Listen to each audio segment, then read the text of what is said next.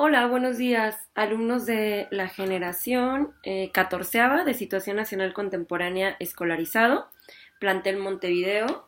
Bueno, pues antes que nada quiero darles la bienvenida al seminario. Me da mucho gusto poder compartir con ustedes, aunque sea por este vídeo en este momento, pues por la situación tan difícil que estamos atravesando en el país, lamentablemente con la situación, con lo ocurrido con los sismos pues bastante complicada la tenemos como ciudadanos, como mexicanos y también como trabajadoras y trabajadores sociales. Pero bueno, esta sesión pues vamos a tomarla como de encuadre para el seminario de Situación Nacional Contemporánea. Primero me voy a presentar. Mi nombre es Cintia Stephanie Santoyo Robles. Soy licenciada en Trabajo Social y maestra por la UNAM también en Trabajo Social con la línea de investigación de migración y género. Vamos a comenzar un poco les voy a dar mi mail, ¿ok?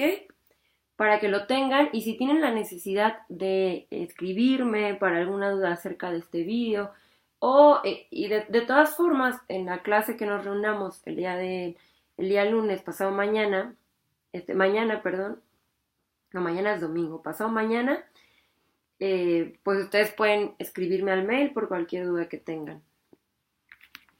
Es necesario que hagamos una lista con nuestros correos electrónicos para poder estar en comunicación, tanto para las tareas como para la transferencia de archivos, de lecturas, que puedan ser complementarias para la sesión. Y bueno, como ustedes saben, pues nuestra asignatura se llama Situación Nacional Contemporánea y apegándonos al temario voy a leerles el objetivo de esta asignatura, que es pues que al finalizar el curso el alumno va a conocer los antecedentes de la situación nacional contemporánea para poder analizar el panorama económico actual del país y así poder identificar las características de la sociedad contemporánea y los problemas de la sociedad global. Es muy importante que nosotros como trabajadores sociales conozcamos acerca de la situación nacional que nos repercute actualmente. El país considero que haciendo un análisis sociopolítico, socioeconómico, el país está pasando como por una grave crisis que venimos arrastrando, considero, a partir del año de 1994, con la entrada del Tratado de Libre Comercio, que es cuando se materializa el tema del neoliberalismo en el país. Muy complicado porque si bien desde la década de los años 80 venía gestándose un proyecto estabilizador, que más adelante lo vamos a ver, en el año de 1994 es cuando finaliza o termina como por hacerse tangible. Y entonces sucede la entrada del Tratado de Libre Comercio en nuestro país. ¿Qué pasa? Que México en este momento entra en una situación de clara desventaja frente a Estados Unidos y Canadá, que son países con una productividad económica mayor a la de México, y es muy complicado que México pueda entrar en los mismos niveles de competencia económica y de productividad que estos dos países. Sin embargo, se decide firmar el Tratado de Libre Comercio en el sexenio de Carlos Salinas de Gortari, bueno, y es cuando comienza todo este proyecto de la venta de las paraestatales, ¿no? En la entrada del sector privado con más fuerza que viene a adelgazar el Estado mexicano, ¿no? Los servicios de salud, los servicios educativos, ¿no? La entrada del neoliberalismo permite la entrada, el acceso de empresas privadas a nuestro país que va hasta cierto punto a cubrir o satisfacer lo que el Estado no nos brinda, pero de manera con un alto costo. Bueno, vamos a pasar como a la parte de la evaluación. Los rubros de evaluación para mí son necesarios 4. Tiene que quedar claro que es muy necesario en la clase leer todo el tiempo. Siempre hay eh, clases en las que se lee menos o se lee más. Esta asignatura, porque habla de cuestiones históricas, es muy necesario que estemos leyendo. Utilizaremos algunos otros recursos como documentales, como videos. Queremos viendo a lo largo del seminario, pero es muy necesario que lean. Siempre le digo a mis alumnas y alumnos que lean. Veamos no la lectura como parte de una tarea o una obligación, ¿no? Veámoslo como parte de nuestra rutina diaria, porque es muy importante no solamente leer acerca, como decir, bueno, pues nos dejaron la lectura y tenemos que leer dicha lectura como por obligación. No, vamos a leer porque nos interesa estar enterados de lo que acontece en nuestro país y de lo que acontece a nivel internacional. ¿Por qué es importante que estemos leyendo todo el tiempo? ¿No? Dentro de las tareas, en algún momento, pues bueno, tendrán alguna semana en las que ustedes deberán leer noticias. La importancia de leer noticias es que ustedes se enteren, pues, del acontecer actual, ¿no? No solamente del país, sino internacionales, en el ámbito económico, político, social, cultural, ¿no? Ahora el país está atravesando por una situación muy importante que vamos a analizar. Es muy necesario que la analicemos dentro de este seminario, que es la situación del sismo. Lo que sucedió con el sismo, pues es algo que nos tiene no a los niveles que en el año de 1985, pero es algo que evidentemente tiene en crisis al país, en crisis económica, porque además, y a partir de esto, de la crisis económica que se va a desatar, también se está generando una crisis política. Recuerden que todo lo social, ¿no? Necesariamente va a llevar el aspecto político. Tenemos que ponerle el análisis político a todo lo que leamos, a las noticias, es importante cuestionar también los medios de comunicación. Yo no estoy en contra de los medios de comunicación en las redes sociales porque las redes sociales son un elemento poderoso para informarnos, pero los periódicos, ¿no? Buscar qué fuentes son fidedignas, qué fuentes son certeras, de qué fuentes podemos valernos para, pues, revisar el acontecer de nuestro país y a nivel internacional. Entonces, bueno, pues los rubros de evaluación van a ser 4. Un ensayo, un examen, la participación en clase y las tareas. La asistencia no la cuento dentro de los rubros de evaluación porque ustedes saben por reglamento que tienen que asistir mínimo a un 80% de sus clases. ¿Okay? Llegando puntual, no llegando, nuestra clase comienza a las 10, llegar a las 10 en punto, no llegar 10:30, 11. Yo no tengo ningún problema con que accesen al aula, pero además de que causan disturbio porque interrumpen, ¿no? Al resto de los alumnos y la docente que ya llevamos como un hilo conductor, pues no están aprovechando la clase, ¿no? Además de que es una gran falta de respeto. Entonces, la entrada al aula, pues por favor, 10 en punto, ¿no? Damos un pequeño receso de 10, 15 minutos para que salgan al baño o a hablar por teléfono si tienen alguna necesidad, ¿no? O urgencia. Otra cosa, tocamos el punto del teléfono. Tengo 2 hijos, entonces para mí es necesario estar en comunicación con mi móvil. Pero trato de no volcarme en el teléfono porque la atención es para ustedes. Si estoy en el teléfono es una falta de respeto para mis alumnas y alumnos. Por lo que les pido lo mismo. El uso del teléfono que sea limitado. Sé que con estas contingencias tenemos que estar informados, tenemos que estar pues con acceso en el móvil. Pero va a ser importante que lo restringamos. Si ustedes tienen una necesidad de urgencia de realizar una llamada, mandar un mensaje, pues salen del aula, yo no tengo ningún problema, regresan en silencio y ya está. Pero en el aula el uso del teléfono móvil, por favor, está pues prohibido, ¿no? Incluso por reglamento. Vamos a regresar a los rubros de evaluación. Como les mencionaba, pues uno es el ensayo. Ustedes saben que el ensayo es como la redacción de un análisis que ustedes generan a partir de lecturas que realizan y este ensayo pues debe ser claramente una producción propia, es decir, no quiero copy-paste porque luego de repente los alumnos hacen copy-paste de las lecturas, copian y pegan. No, eso no es un ensayo es una reflexión propia. Posteriormente les voy a mandar a su correo electrónico en cuanto los tenga o la primera sesión un archivo que habla acerca de cómo hacer un ensayo, ¿no? Las características de un ensayo, tipos de ensayo, qué es lo que tiene que llevar un ensayo. Yo les pido, el tema de hacer cupé culé con las lecturas es copiar y pegar es plagio. ¿no? Y creo que a veces no nos lo tomamos en serio. Cuando ustedes realicen un proyecto de investigación, una tesis, pero ya desde este momento en sus ensayos, tienen que tomarse en serio el tema del copy-paste. No me hagan copy-paste, por favor. Si ustedes necesitan citar la frase de un u otro autor o autora, entrecomillado, citado con la regla, con la normatividad de APA, ¿no? En formato APA, para que yo sepa que es una cita y que no es plagio. Yo lo que hago es pedir los archivos en digital e impresos en ocasiones, por supuesto todo lo que entreguemos en hojas recicladas o por los dos lados para no desperdiciar, pero lo que pido vía correo electrónico es para confirmar, ¿no? Si alguna frase no me checa, pues copio y pego en Google Translate, en Google y me redirecciona inmediatamente a la página de la que ustedes tomaron el archivo. Entonces es importante que no hagamos copy-paste. Sí, de manera imprescindible necesitamos, porque para nuestro análisis es imprescindible citar al autor, está bien. Entonces cito al autor en formato APA y abajo o anterior, párrafo abajo o el párrafo anterior, yo voy a explicar la idea de ese autor. No hagamos copy-paste, por favor, es una cuestión seria que habla de plagio, ¿no? Y de poca seriedad, o la poca seriedad y compromiso que tenemos para la entrega de nuestros trabajos.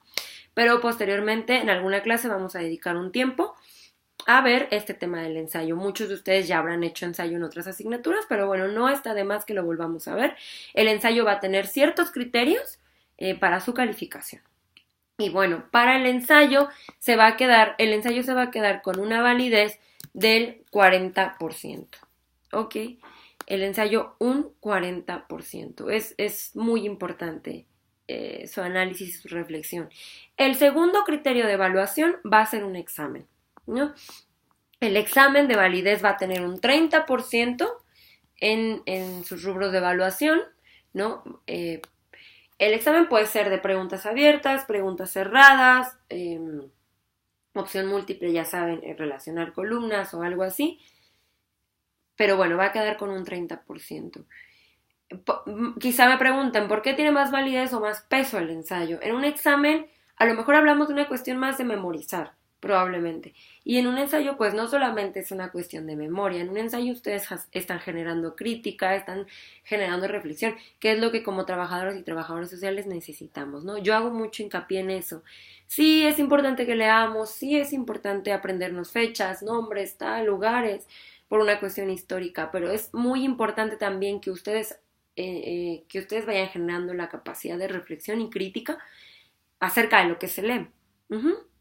Entonces, bueno, el ensayo va a tener un 30%. Como pueden ver, hasta ahí va un 70% de la evaluación y el otro 30% lo vamos a dividir en dos. 15% participación en clase, 15% tareas, ¿ok? Las tareas pues van a consistir en reportes de lectura, ¿no? A partir de una lectura generar un mapa mental, un mapa conceptual, una matriz de análisis, una lluvia de ideas, qué sé yo. Eso dependerá de los recursos estratégicos que ustedes prefieran para la comprensión de dicha lectura. También dentro de las tareas se incluirán exposiciones en las que ustedes expondrán algunos temas, ¿no? Obviamente siempre hago un reforzamiento, ¿no? Ustedes exponen, yo refuerzo con mi exposición. Yo siempre traigo preparadas las clases del temario, amén de que los alumnos expongan, ¿no? Es como para reforzar. Habrá exposiciones, habrá reportes de lectura, habrá visitas a museos, habrá reportes de documentales o de películas, ¿no? Las tareas van a ir variando dependiendo del desarrollo del curso y también pues que me gustaría escuchar la opinión de los alumnos. A veces dar la clase así pues en un video es bastante funcional como para comprender de qué va a ir la clase, pero también es muy importante que pues bueno haya una retroalimentación alumna docente para comprender las necesidades, bueno, maestra, propósitos, ¿no? Objetivos, a nosotros nos gustaría y bueno, no soy una persona cerrada que no acepte propuestas, entonces está perfecto, eso lo iremos viendo conforme el desarrollo de la clase. El objetivo general que se apega al temario, que ustedes espero ya tengan en sus manos, es un objetivo que ustedes, que es como el general, que da estructura a nuestro seminario, pero clase con clase vamos a ir estableciendo diferentes objetivos, ¿no? Es decir, esta clase tenemos el objetivo de comprender acerca de neoliberalismo, globalización, y vamos a ir estableciendo unos objetivos clase con clase, ¿ok? Las lecturas que ustedes se apegan a la bibliografía básica, pero habrá, les adelanto, muchísimas lecturas complementarias para la comprensión de diversos temas. La dinámica puede variar, pero generalmente voy a dar la lectura antes, es decir, una clase antes, para que ustedes después, a la otra sesión, ya vengan con la lectura hecha. Para participar, que es importante, ¿no? El 15%, les decía que los 30% se iba a partir en dos, 15% tareas, 15% participación. Les he explicado un poco de las tareas, ahora voy a pasar a la participación. La participación es indispensable en mi clase. Es decir, yo no soy partidaria de la educación bancaria, ¿no? Yo me construí a partir de la educación libertadora con Paulo Freire, ¿no? Con Foucault, y considero que los alumnos son un importante elemento dentro de las clases, los y las alumnas, ¿no? Como para el engranaje, cómo nos comprendemos, cómo construimos a partir de las lecturas, cómo reflexionamos y podemos hacer una crítica. Si yo no leo, me va a ser imposible venir al salón de clases y participar. Porque no son participaciones de está bien maestra, está mal maestra. No, esas no son participaciones, esos son juicios de valor y opiniones al aire. No, yo quiero que ustedes cada que participen me tengan una opinión argumentada, fundamentada acerca de lo que se leyeron. No vamos a venir a preguntar en clase algo que no conozcan, ¿no? Aquí estamos para aprender todos, ustedes de mí y yo de ustedes, entonces es muy necesario que ustedes lean para poder venir para participar, bueno, para poder estar en el salón de clases y participar de las preguntas, incluso cuestionar al docente, ¿no? A mí me gusta mucho que los alumnos me cuestionen y me pregunten todo el tiempo. No me gusta estar como yo todo el tiempo tras los alumnos porque la clase se vuelve cansada. Es importante que haya una interacción simbiótica alumno-docente, alumno-docente, alumno-docente todo el tiempo. Bueno, pues para eso va a ser necesario leer. No se preocupen, cuando hagamos el intercambio de correos electrónicos, pues ya yo les estaré haciendo llegar las lecturas complementarias. Mientras tanto, ustedes ya tienen acceso al temario, donde se enlista la bibliografía básica para esta asignatura, que vamos a revisarla un poquito. Un momento, estoy abriendo el temario, que bueno, son 3 bibliografías básicas, ¿no? Población y sociedad al inicio del siglo XXI, de Brígida García, La imagen urbana en México, el siglo XXI, de Jaime Linares, Problemas sociales, políticos y económicos de México, de Baena Paz Guillermina. ¿Ok? Esa es la bibliografía básica que vamos a estar contemplando para nuestra asignatura de situación nacional contemporánea. ¿Alguna otra cosa que se me esté escapando? Bueno, ya dije los rubros de evaluación. Ensayo 40%, examen 30%, ahí tenemos un 70%, 15% participación en clase, 15% de tareas, ¿no? Y ahí cubrimos otro 30% y damos el 100% de los rubros de evaluación. Es muy importante que asistan a clase, que asistan puntuales, ¿no? Para la comprensión de todo lo que se ve. Si ustedes llegan un poquito tarde, yo no tengo ningún problema en regresarme, en cuestionar, en responder preguntas, pero bueno, pues es como obvio, ¿no? Llego tarde, atraso bastante al grupo. Ok, bueno, esos son los rubros de evaluación hasta ahora. Ya iremos viendo, les repito, ya iremos viendo acerca de las lecturas y cómo vamos a ir pues acomodando un poco nuestros objetivos en clase. Vamos a pasar un poquito como a la introducción. Me gustaría que nosotros partiéramos del análisis de nuestro país o de la situación nacional contemporánea. Es muy necesario hacer una retrospectiva histórica. No solamente para situación nacional contemporánea. Esa es una asignatura que demanda mucha historia.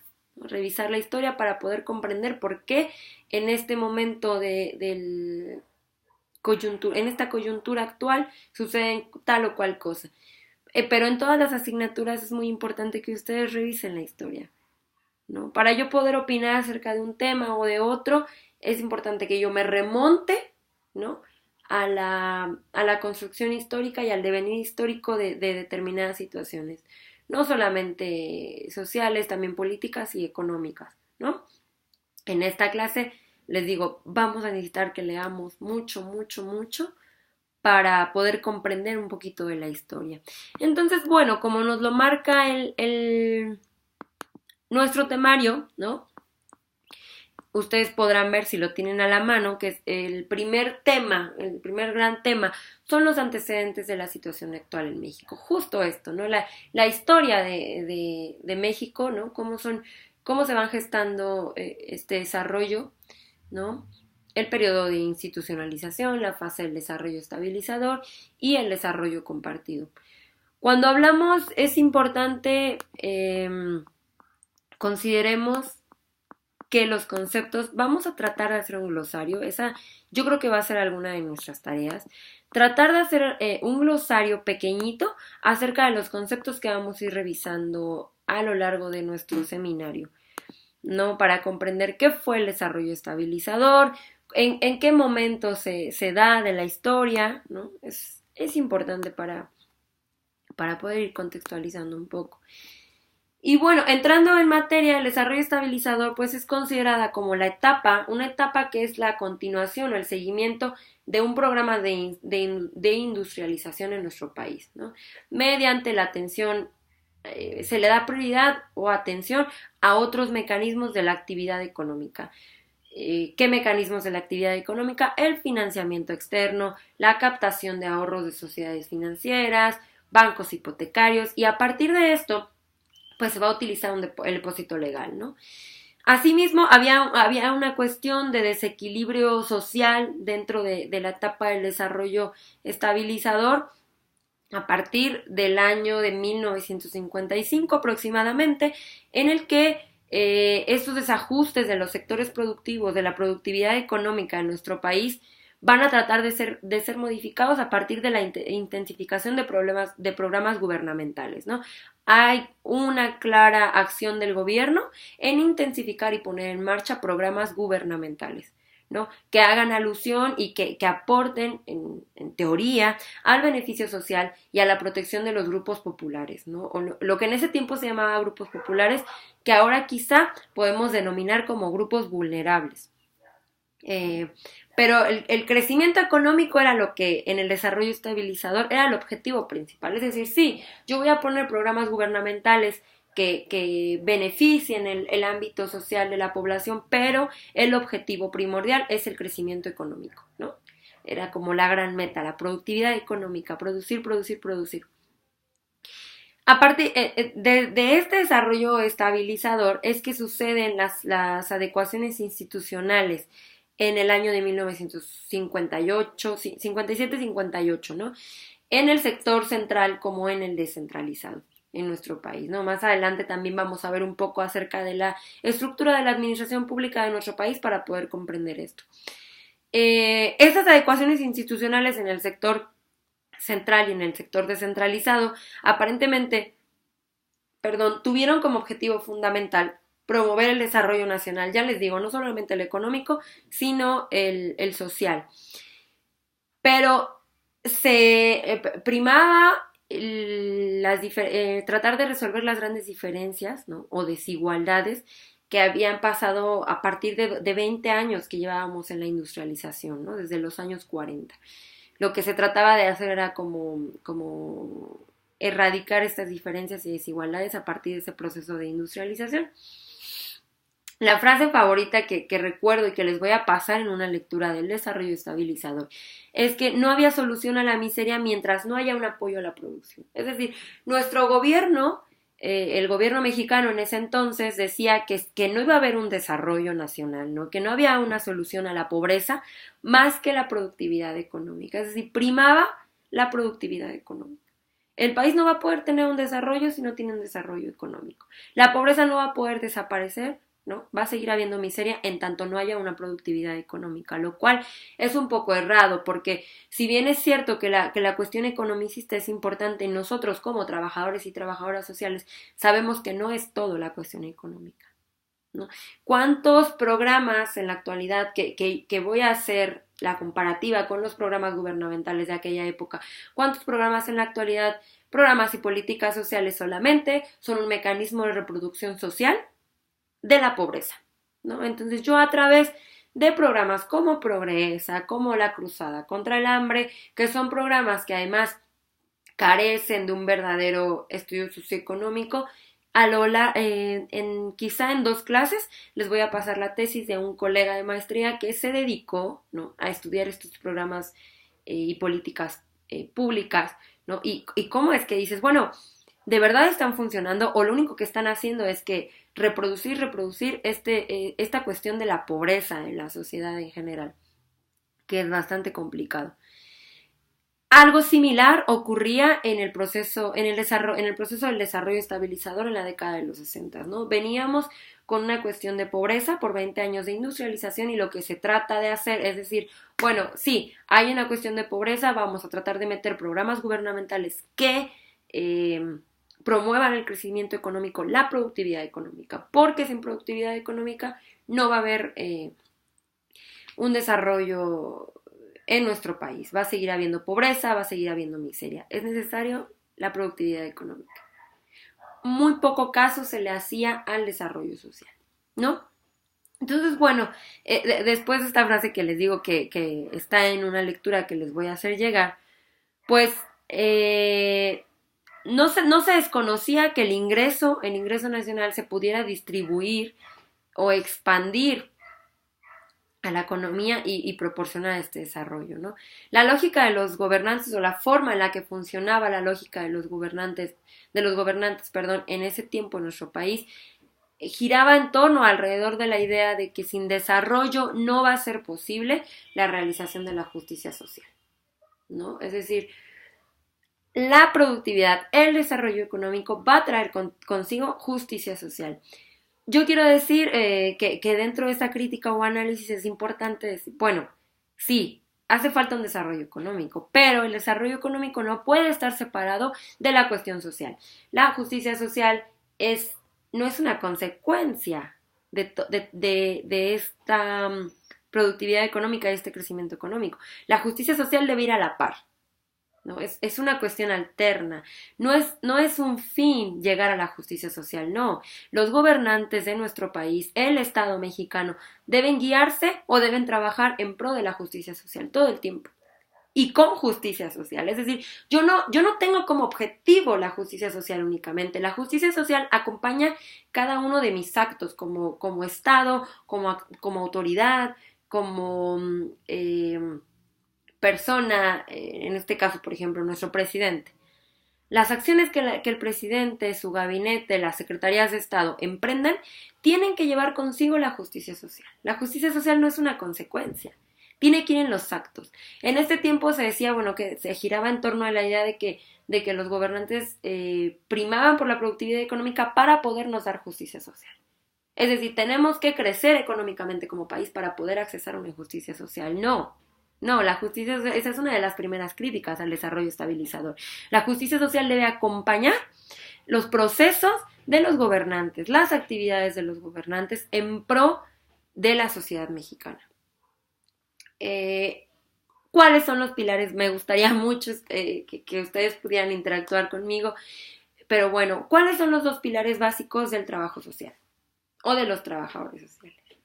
¿Cuál es nuestra bandera de lucha? Que la marcan en diferentes códigos de ética, principalmente en el Código de Ética de la FITS, de la Federación Internacional del Trabajo Social, que ustedes deben conocer ya.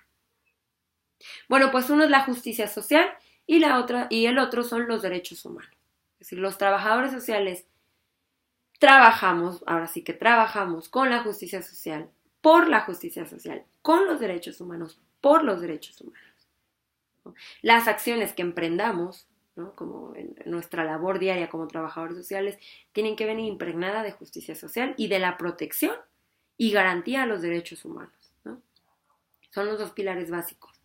El trabajador social, su bandera de lucha debe ser la justicia social y los derechos humanos. Por eso es importante ir realizando un análisis, ¿no?, de este contexto histórico a partir del desarrollo estabilizador que va a generar muchas críticas y reflexiones en torno a esta idea, que era una idea totalmente economicista.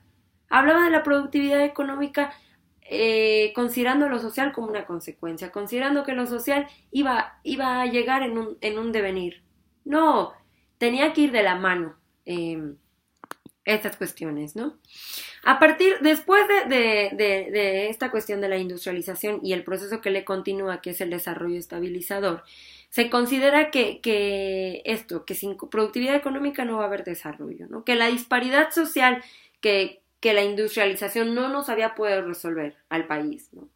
La industrialización no pudo resolver la disparidad social. Se tenía que resolver a partir de una productividad económica. Que la industrialización lo único que había traído lo único que había hecho era acentuar, ¿no? Las desigualdades. Pero un poco el desarrollo estabilizador era un poco lo mismo, porque si bien estaba considerando el aspecto social como una consecuencia, hablaba de la productividad económica como materia prima para poder generar una mejora en el país. La modernización capitalista era incapaz de poder incorporar a las grandes masas al desarrollo. ¿No? La participación de los trabajadores en ese tiempo en el ingreso que el país tenía, o sea, es decir, en el ingreso nacional, pues ascendía a un 50% más o menos. Después del año de 1960 o la década de 1960 va a disminuir a un 40%, ¿no? Entonces había menos participación de la mano de obra trabajadora en México. Además de que las condiciones laborales no eran tan buenas, ¿no? La protección, si bien comienza como la gestación de organizaciones en la defensa en derechos laborales, en materia laboral, seguían como hasta la actualidad habiendo desigualdades en los derechos laborales, ¿no? Y bueno, pues dentro de esta etapa tenía que haber un cambio, ¿no? En el contexto que estaba deteriorado a partir de la industrialización. Tenía que reconocerse, o los gobiernos tenían que reconocer el atraso que existía en nuestro país, o el atraso que se había acentuado en nuestro país a partir de la industrialización, ¿no? Era como inminente reconocer que había tal pobreza en nuestro país. Las reformas sociales comienzan a ser redobladas en la década de los años 60, ¿no? En el plano ideológico y demagógico. Recuerden que cuando los dirigentes políticos comienzan a gestar ideología, también se habla de una demagogia. La demagogia, todo lo que se dice en torno a una problemática o una situación, desde mi postura ideológica, ¿no? Pero no vienen los hechos. Yo tengo un discurso, sí, pero ese es mi discurso. Entonces a la hora, el momento de emprender las acciones, en este caso, por ejemplo, los programas gubernamentales, que venían acompañados en el proceso del desarrollo estabilizador de una demagogia y un fuerte discurso, no se materializaban en los hechos. Es decir, sí tengo un discurso demagógico muy bonito que acomoda el desarrollo estabilizador, el incremento y la intensificación de programas gubernamentales para el desarrollo socioeconómico del país, pero no en los hechos, no los llevaron a los hechos los gobiernos de estas décadas, ¿no? Hubo un fortalecimiento importante, ¿no?, de las ideologías que ayuda a este proceso, a esta etapa del desarrollo estabilizador y a un poco a interrelacionar como el crecimiento económico en esta estabilidad política que pues era demandante en nuestro país, ¿no? El movimiento, este movimiento que comienza a gestarse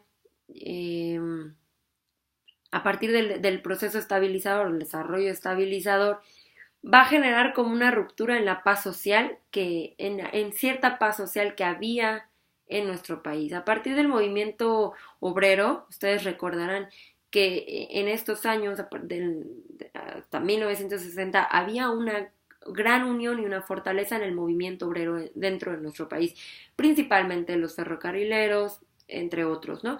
Pero bueno, la clase obrera va a tardar un tiempo en recuperarse luego de que había estado como con cierta estabilidad, ¿no?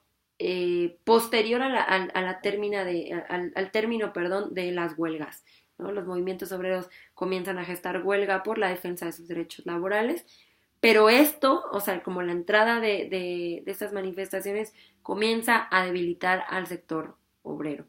No se puede considerar como un asunto que importara solamente a un sector obrero, ¿no? Era una problemática de tal magnitud que necesitaba la movilización nacional, ¿no? Se necesitaba que hubiera unidad para la movilización, no solamente obrera, ¿no? Sino que además comenzaran a incluirse en esta movilización profesores, estudiantes, tal.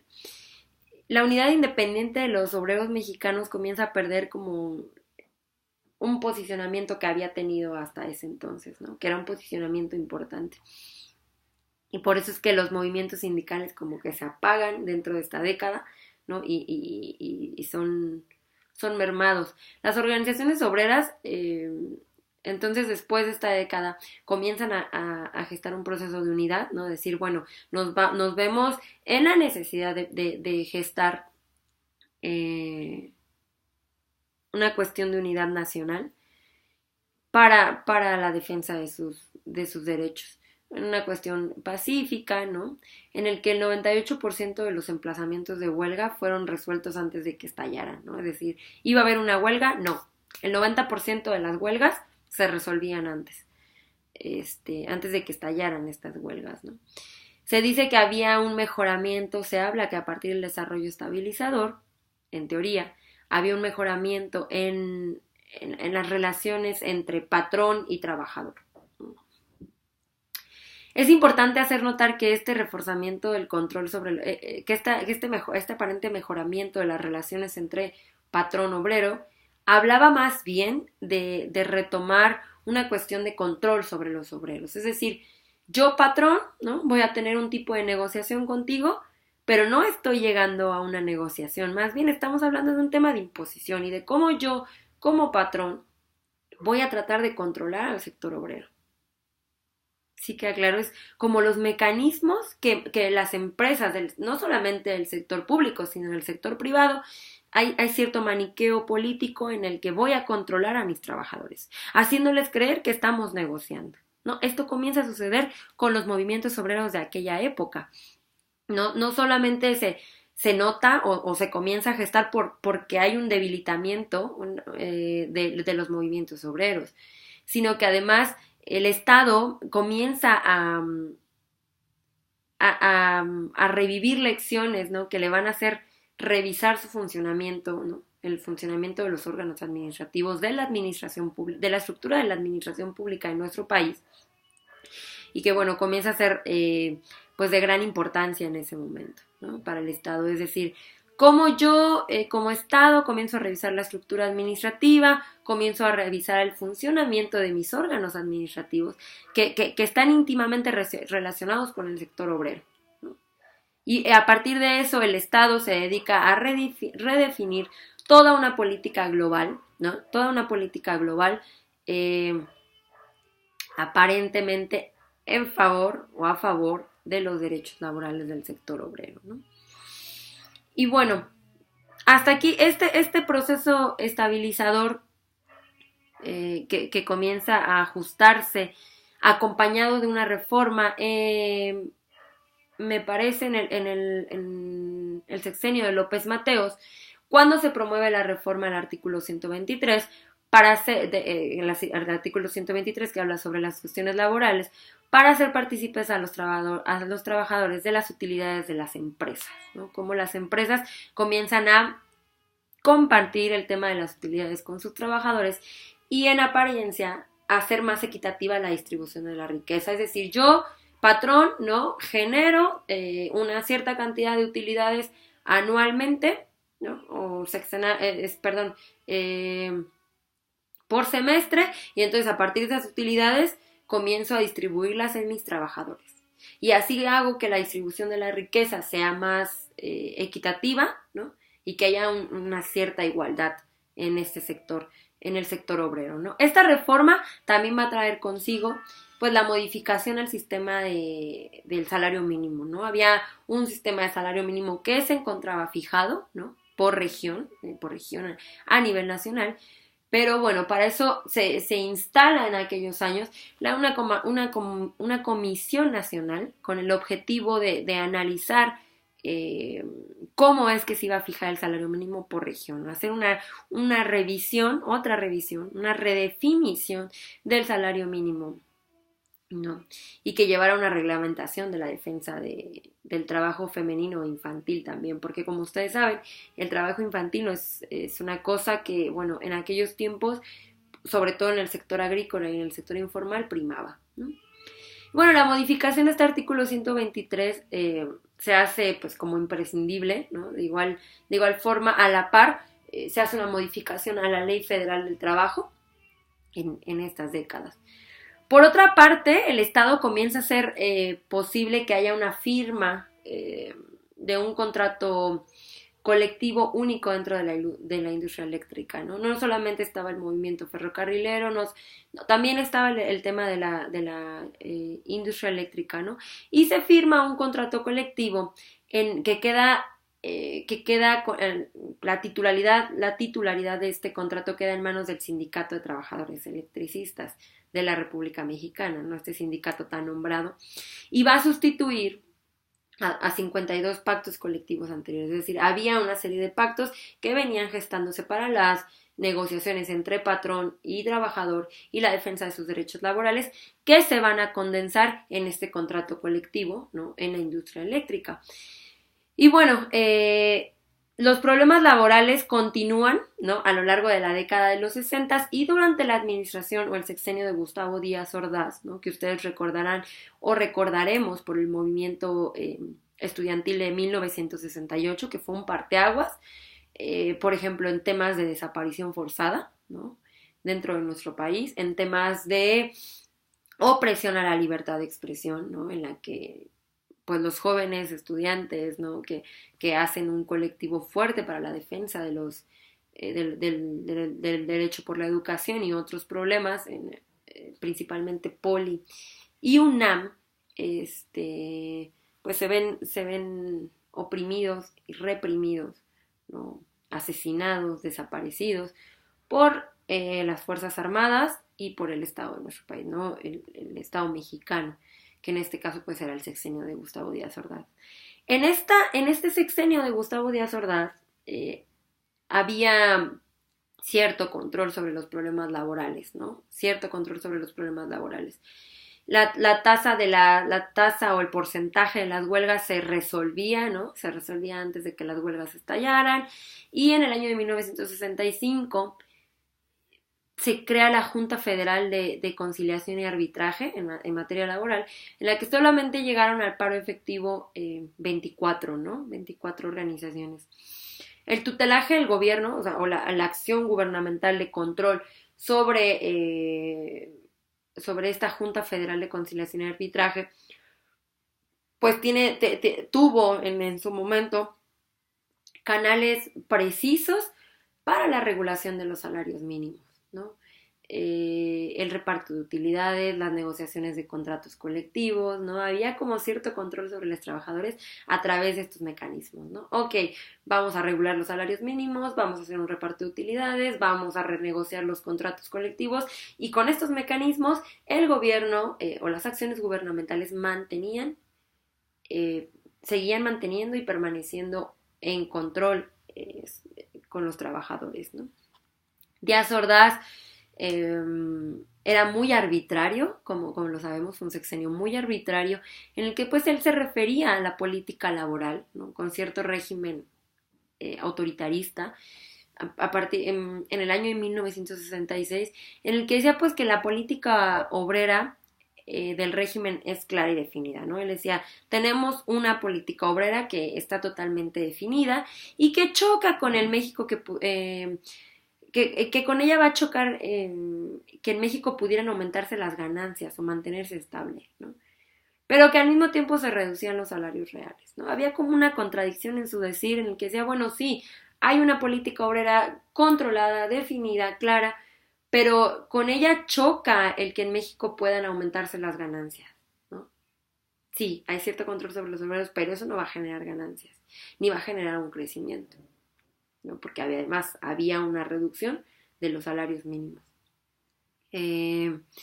La relación institucional, ¿no? A partir del desarrollo estabilizador con los obreros, con los trabajadores, aparece mucho más dilatada, ¿no? No estuvo limitada a un solo órgano como era la Secretaría de Trabajo, sino que se veía como un poco relacionada con una gran diversidad de organismos que en apariencia administraban, controlaban las necesidades y las demandas del sector trabajador, del sector obrero, ¿no? Con estos organismos, pues nos estamos refiriendo al IMSS, ¿no? Por ejemplo, que redobla los servicios de salud, ¿no?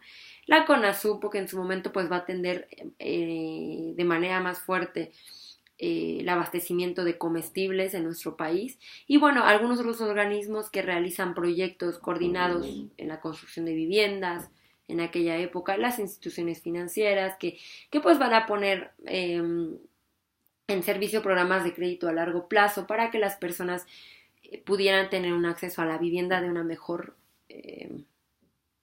manera, ¿no? Y bueno, a partir de esto, pues la administración pública de nuestro país va a traer una modificación importante, ¿no? Bajo las leyes de las secretarías y departamentos de Estado, que en ese momento también se les llamaba departamentos de Estado, ¿no? Ahora son solamente secretarías de Estado. Y pues que va a traer consigo modificaciones importantes a la administración central desde la época de Lázaro Cárdenas, que ya se venía gestando desde la época de Lázaro Cárdenas, pero que en el sector económico y en las unidades de programación global obedece la creación de la Secretaría de la Presidencia, ¿no? Que es heredera de la antigua Comisión de Inversiones en aquel tiempo, y que ahora, bueno, pues se sitúa dentro de la jerarquía administrativa de nuestro país, ¿no? Más adelante me gustaría mostrarles en una presentación de PowerPoint un poco de la estructura de los órganos, la estructura de la administración pública de nuestro país, para poder comprender un poco de esto, el desarrollo estabilizador, del estatismo, incluso hasta la entrada del neoliberalismo. Es importante comprender cómo es que funciona la estructura administrativa de nuestro país. Tengo armado para este seminario un mapa, como una matriz de análisis en la que podemos ver cómo se gesta la estructura administrativa de nuestro país, comprende las secretarías de Estado, ¿no? Los procesos de burocratización. Va a ser importante que leamos a Max Weber, ¿no? Que habla de burocracia y administración pública, ¿no? Y bueno, todas estas cuestiones en materia administrativa en nuestro país, ¿no? Espero no sea muy pesado estar aquí un poquito en el video. Me gusta mucho interactuar, pero bueno, por eso se reduce este video a 1 hora, pues para que puedan escucharme un poquito. Y con esto pues vayamos teniendo algunas bases y fundamentos para la sesión posterior. Sé que las clases se van a recorrer, es decir, ustedes no van a perder ninguna clase, lo único que pasa es que el calendario se recorre, entonces vamos a tener el mismo número de clases que se habían establecido en el calendario anterior, y que bueno, pues con la cuestión del sismo se movió, pero esto lo vamos a retomar en la siguiente sesión para que, bueno, profesor, hay dudas, puedan planteármelas de antemano, ¿no? Y pues bueno, a partir de este desarrollo estabilizador, ¿no? También tenemos que hablar, es imprescindible hablar del concepto de estado de bienestar. Ustedes probablemente en otras asignaturas ya habrán revisado el concepto de estado de bienestar, ¿no? Que es una caracterización del Estado mexicano en el siglo XX, y que, bueno, hablamos o entendemos que es un Estado que va a hacer una redistribución de la producción y de la riqueza mediante subsidios, ¿no? Principalmente para ciertos servicios de educación y salud, ¿no? El Estado es un Estado, como le conocían, no me gusta nombrarlo así, pero es un Estado paternalista en el que se encarga de proveer a la sociedad de derechos en materia educativa, de derechos en materia de salud, ¿no? Que era muy importante. El estado de bienestar comienza a ser, en sus inicios, comienza a ser considerado como un estado que se basa en la filantropía, ¿no? Porque la distribución, independientemente de las necesidades, deseos y preferencias de los ciudadanos, se daba. Es decir, hay un Estado que nos va a proporcionar todo eso, sea cual sea como la dinámica en la productividad económica del país. Pero bueno, dentro de este estado de bienestar es importante reconocer que había una responsabilidad importante del Estado para brindarnos los servicios en materia educativa y de salud, ¿no? Pareciera que el estado de bienestar es el único que ha logrado conciliar la garantía de ciertas libertades básicas, ¿no? ¿Cómo es posible relacionar ciertas libertades básicas con la redistribución de la productividad económica con el fin o con el objetivo de aminorar las desigualdades socioeconómicas en el país, ¿no?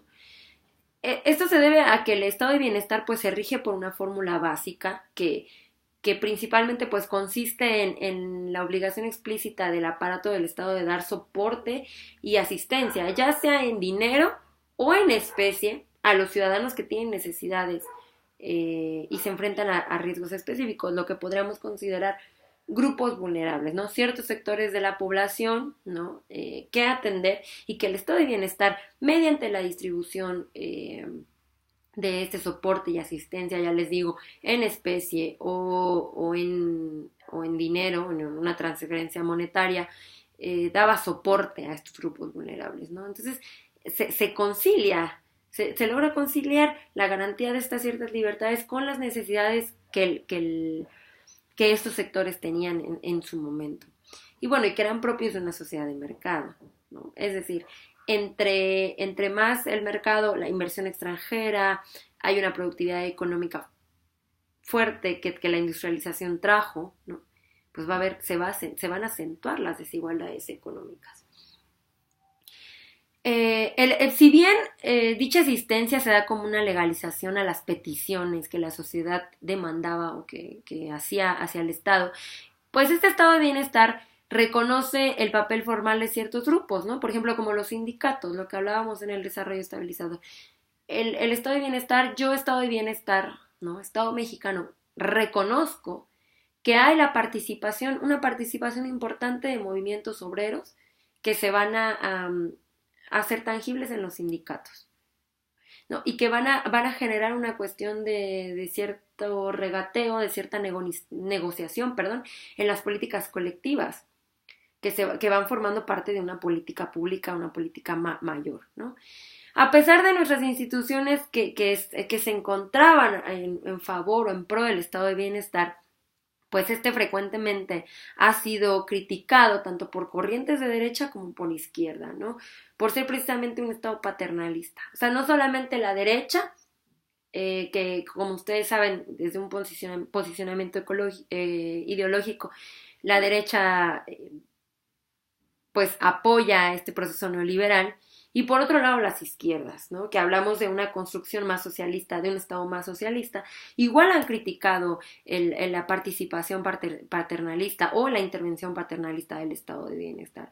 Si bien es cierto que había como un soporte fuerte del Estado para brindar los servicios a los mexicanos, el estado de bienestar cumplía con la responsabilidad de proveer servicios de salud, de proveer servicios educativos que actualmente no tenemos acceso, ¿no? Que actualmente se ven limitados. Es decir, pues si yo estoy enferma y no tengo seguro social o ISSSTE, pues tengo que recurrir, si no tengo la posibilidad económica, a similares, a otras esas farmacias que son más baratas, ¿okay? Porque el sector privado en temas de salud es bastante caro. Y luego, si nos vamos al sector público, como es IMSS e ISSSTE, o ahora, bueno, en su caso, la Secretaría de Salud, con el Seguro Popular, que provee a los mexicanos aparentemente de una salud gratuita, de un acceso gratuito a la salud, pues no son eficientes, ¿no? Entonces, ¿cómo podemos hacer una crítica en torno al estado de bienestar? Era un estado paternalista, ¿no? Para finalizar, me gustaría que con base en su bibliografía básica leyeran un poco acerca del estatismo, ¿no? Del estado de bienestar y del proceso estabilizador, ¿no? Como de la industrialización, ¿no? de estos 20 años de industrialización, continúa el proceso estabilizador, o la etapa estabilizadora, y cómo el estado de bienestar provee a la sociedad de soporte en torno a sus necesidades y demandas, ¿no? Me gustaría que en la próxima sesión hiciéramos una discusión a partir de esto, ¿no? Bueno, sí, era un estado paternalista que ha sido criticado por corrientes de izquierda, derecha y centro, pero ¿qué pasa, no? ¿Qué pasa cuando hacemos una revisión al acceso a los servicios, que lo tenemos bastante limitados, ¿no? Y decimos, bueno, sí, paternalista, pero funcionaba. Ahora yo no tengo acceso como ciudadano o ciudadana mexicana a los servicios de salud, y si lo tengo es un acceso limitado. No hay medicamentos, no hay camas, no hay aparatos para realizar determinados estudios o análisis que necesitemos, ¿no? Entonces sería importante. Hay un adelgazamiento, debemos recordar, como lo mencioné al inicio, que hay un adelgazamiento del Estado, ¿no? El Estado pasa como a favorecer a la industria privada a partir de la entrada del neoliberalismo, que lo vamos a ver más adelante, y entonces empieza a favorecer a la industria privada, al sector privado, a la inversión extranjera, y descuido entonces a la sociedad. Y ahora pareciera que lo importante es dar prioridad, ¿no?, al sector privado. Entonces hay un adelgazamiento, se habla de un adelgazamiento de un Estado, del Estado mexicano, ¿no?, en torno a esta entrada al neoliberalismo. Pues bueno, estoy por concluirla ahora. Me gustaría mucho que leyeran acerca de su bibliografía básica. Es importante que revisen las noticias. Por favor, de preferencia léanlas, ¿no? De preferencia hay que leer las noticias en algún periódico, ¿no? Traten de que las fuentes sean fidedignas, no leamos estos periódicos amarillista, el Metro, el Gráfico, ¿no? Tratemos de ir a fuentes fidedignas, qué sé yo, La Jornada, Excelsior, ¿no? Y es importante que llevemos una noticia para discutir. Ya está en el orden social, político, económico, ¿no?, que además estamos atravesando en México por un acontecer muy importante, muy delicado. Hay una crisis evidente a partir de lo del terremoto del pasado 19 de septiembre, que es muy importante que nuestra clase, sobre todo que nosotros estamos viendo estos temas de la participación del Estado, la situación actual en nuestro país, la coyuntura que nos atraviesa, que nuestra clase sea un espacio para la crítica y reflexión de lo teórico desde la perspectiva histórica, sí, pero también un análisis de lo que sucede, el acontecer hoy por hoy en nuestro país y a nivel internacional, ¿no? Entonces, bueno, pues quiero agradecerles mucho que hayan estado mirando este video. Les digo, aquí está mi dirección de correo electrónico, les voy a deletrar, es ser de casa YNTH y latina A, punto, E de elefante, S de sol, T de Tito, E de elefante, F de foca, A, N, Y, S de sol, A, N, T, O, Y, O. Cintia.stephanie.santoyo@gmail.com. Cualquier duda que tengan en el lapso de entre mañana domingo y el día lunes, bueno, pues las resolvemos en el aula. Yo regularmente estoy al pendiente del correo electrónico. Y bueno, ya nos estaremos encontrando el día de mañana. Quiero agradecerles mucho su tiempo para este video. A veces es un poquito cansado solamente hablar y no escucharles. Me gusta mucho escuchar a mis alumnas y alumnos. Entonces, bueno, pues será importante la lectura y la revisión de textos para esta participación, ¿no? Entonces les pido que un poco lean acerca del tema 1 y traigan una noticia, por favor, para discutir. No solamente traer la noticia, sino ya con un análisis previamente estructurado, ¿no? Que cómo trabaja desde la perspectiva del trabajo social. Como yo, como trabajadora y como trabajador social, percibo esta situación que viene sucediendo en mi país. Y bueno, pues nada, les agradezco muchísimo la atención. Espero que tengan un bonito fin de semana y pues nos estamos encontrando el lunes. Me parece que se han restablecido las clases de manera regular y bueno, pues nos encontraremos el lunes en sesión en el aula. ¿Ok? Pues que tengan buen fin de semana. Chao.